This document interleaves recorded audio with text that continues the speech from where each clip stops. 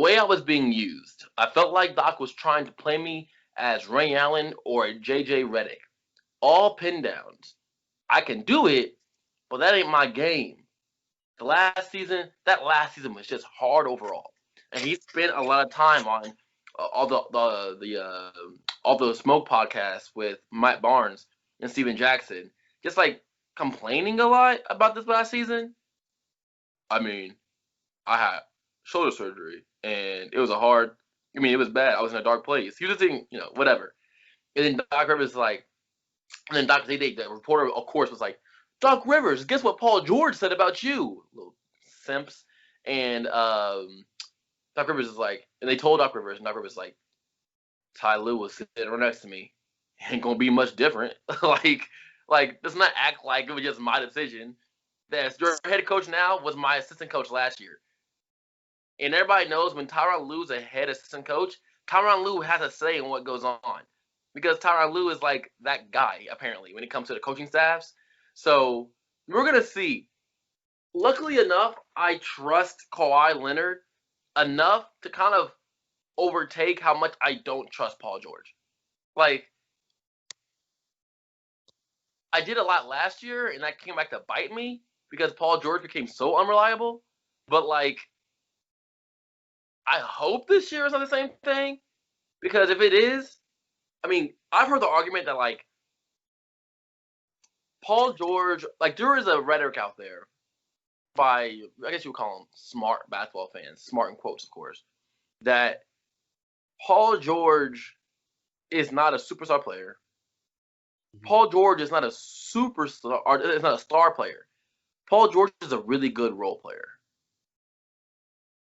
Nah, That's bad take. That's the rhetoric out there, and Paul George, you might be able to make that argument.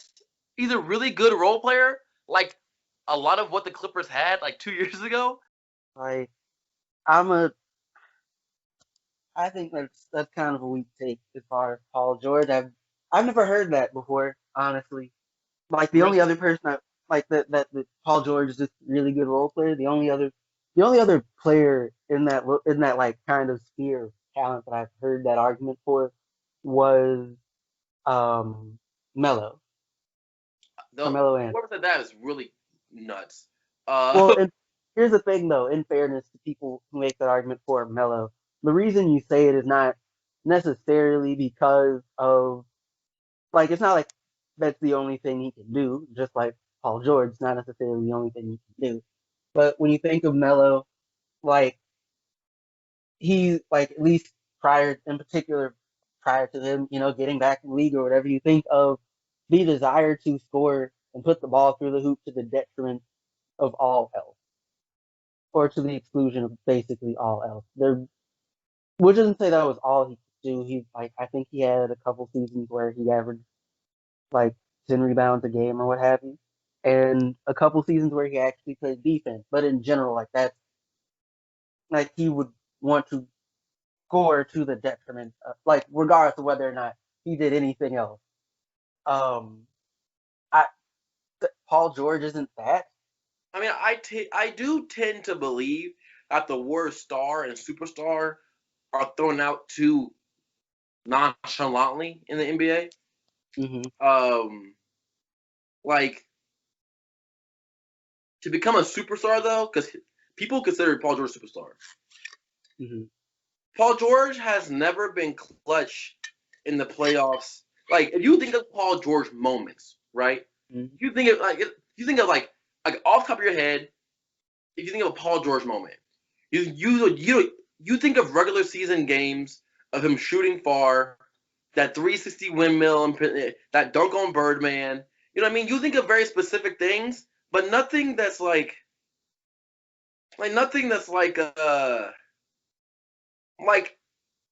he has no superstar moments, and he's had opportunity to have superstar moments.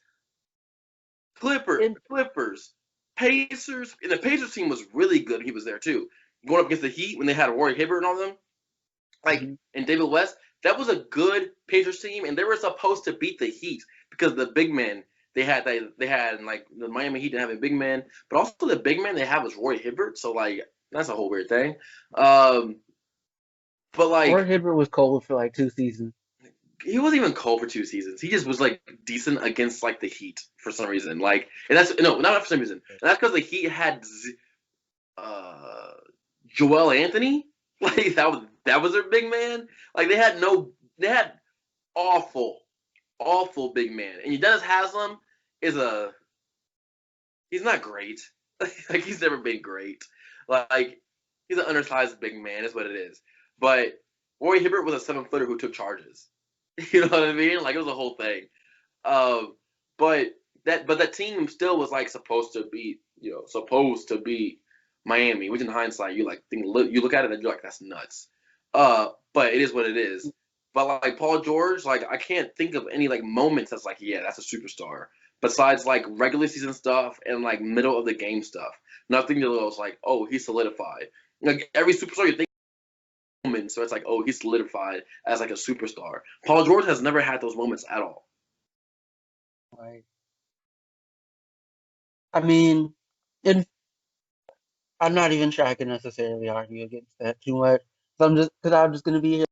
In fairness, like my big moments for Paul George basically involve him and the Pacers getting railroaded by Miami, which isn't the argument you should be trying to make.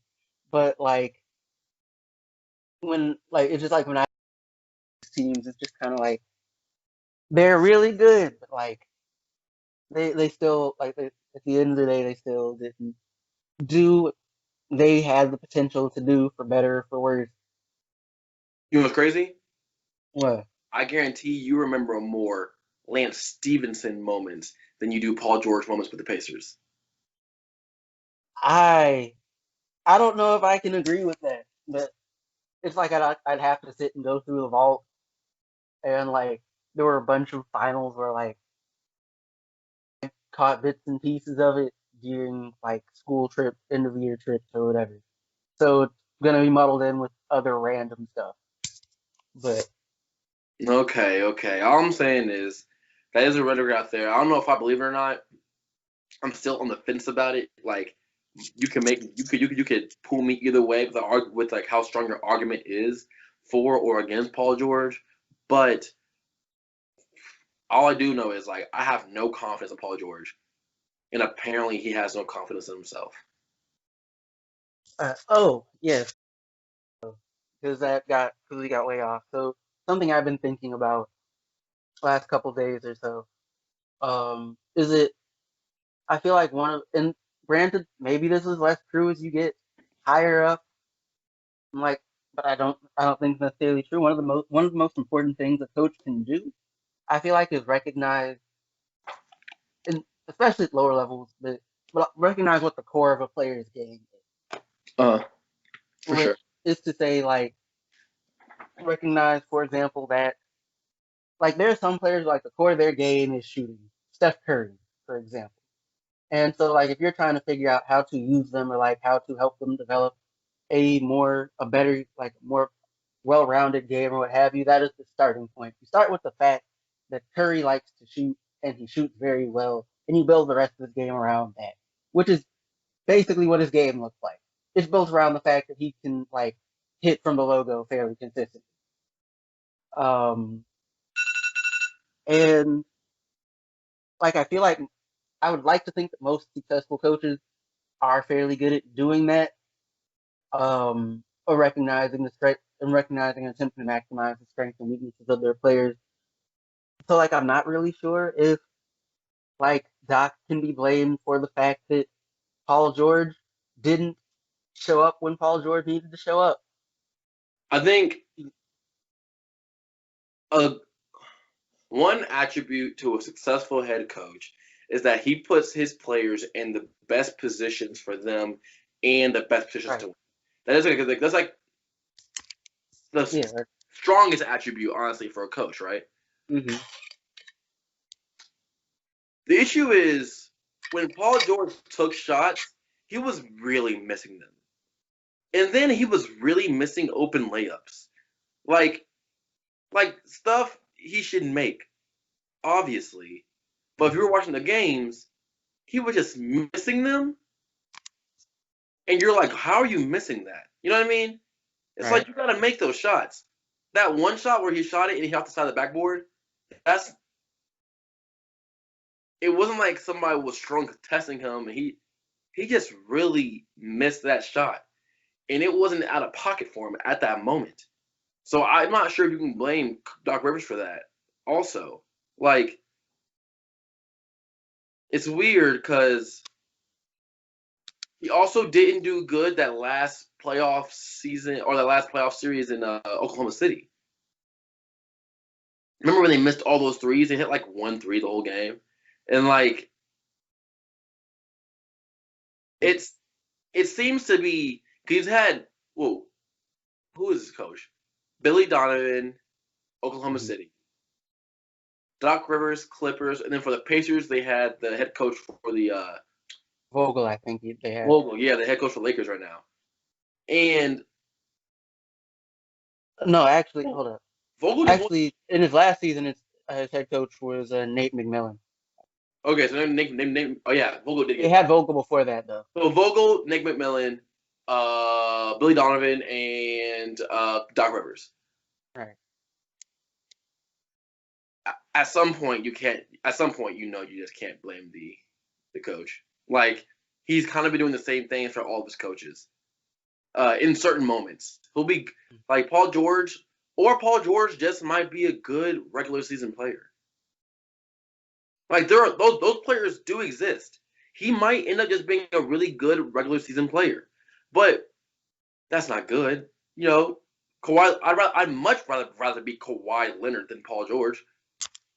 I mean, most people would be, but like that's not saying a whole lot. Meaning, like I do my best in the playoffs, not in the regular season. Right. That's it, right? Right. Like if you like basketball and like winning, you'd rather be that. But Paul George just seems to be a regular season player, which is like the equivalent of like when you're playing high school, and there's Mm-hmm. like guys who are really good in practice, like they're killing in practice. All of a sudden in the game, they can't do nothing. That's the Uh, exact same thing. Like it's these players exist and it's a confidence thing more times than not. And I'm not Paul George psychiatrist, and I'm not trying to be, but I do question his confidence in himself, which is weird because you're in the NBA, so like you should have supreme confidence, but it is what it is. I mean, like they are still just people, Yeah, and like it's and like for a lot of people, and granted, this isn't really Paul George's issue, but like I'm assuming, especially for like a lot of the dudes who get there, like who are used to like being the best player on every court that they get on, and you get to the league and you're not the best player anymore, and you have the dude you spent your entire childhood looking up to busting you for 30 a game, like that's that's probably gonna hit the confidence a little bit. but it's weird because he seemed to have a ton of confidence in Indiana, but it's slowly dwindled. But he seems to have confidence issues, which if you're a superstar, that means you're on it. If you're considered a superstar, that means you're on a team where people are depending on you to be a superstar, and you can't afford to have confidence issues because you're going to be taking a bulk of the shots, and Yeah. you're a 3-and-D player, not 3-and-D player, but you also play defense. So he's a two-way player, but he's just a basketball player. But he's a two-way player. So all of a sudden you got to be defense too. Like, and defense takes a lot of confidence also. So it's like Yeah. if your confidence is dwindling, then like it's going to affect And you big time, superstar. like you gotta like playing defense. There are a lot of dudes like in the league and just in general, like who will just phone it in on defense or just put all their effort in offense and like the defense is trash. I mean, It, I was like watching the Clippers this past season, and mm-hmm, I think Kawhi Leonard play defense. One's incredible because mm-hmm, he'll he'll get he'll get beat off the dribble, and then he'll pop up like he wasn't beat off the dribble. It's like it's really incredible. Like if you watch it, it's really incredible how quickly he recovers after getting beat. But to add to that, his hands are just so big, his arms are long, so he can like get to the ball even when he is beat. It's like it's literally insane to watch. But Paul George, was supposed to be the same thing, but it's just not. I've always thought his defense was overrated because when Kawhi Leonard locks a player up, you see like man he's locking him up. Kawhi or Paul George be like man he's playing really good defense, but the man will still have 30 against him. It's like In fairness though, right? One, like how the rules are set up, but also just like regarding like LeBron or Kawhi Leonard or like Carmelo Anthony or like any number of these or like Steph Curry.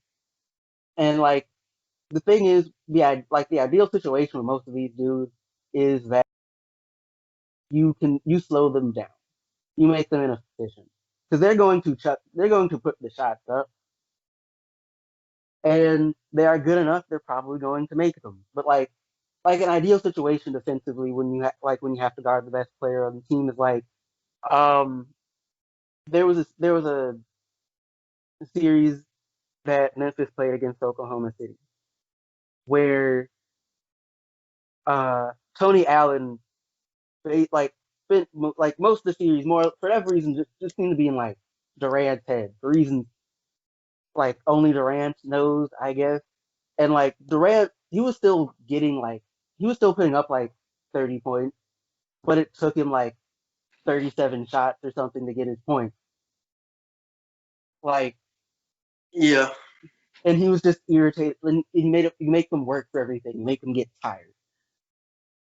So like in that respect, like the thing to check would be like, are like when he plays defense, are the dudes he's defending less efficient? Because if the answer is no, then yes, defense is entirely overrated. But if it is, then like you turn someone like you turn a really efficient shooter into a volume scorer all of a sudden. Like you can't ask for too much more other than a crap ton of turnovers. I'll still argue that Kawhi Leonard, my bad, Paul George is still overrated even in that aspect. I mean that might be the case. I'm just saying. I'm just like I don't know. Like when you see a good defender, like Kawhi Leonard's good, great defender. Drew Holiday, great defender. Jimmy Butler, good defender, but people want to put him in the great category. But I'll say he's just good. He just looks great because he works hard. You know what I mean? Like he works hard, so Yeah. he's a good defender that looks great because he like hustles. He's like a I don't know. He's just like one of those guys. He just Like half of it though is just trying to be a good defender though. you say it again? Like half of it is trying to be a good defender though. Yeah, but then like you have Jimmy Butler who is like a good defender who looks great because he hustles. But you have Kawhi, for instance, who actually I won't use him because he's just a different beast.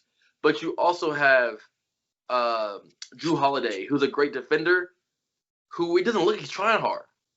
He just looks like he's just playing good defense or great defense. You know what I mean? So like it's just like it's kind of a difference, but I guess the results are still the same. I guess, but it is what it is.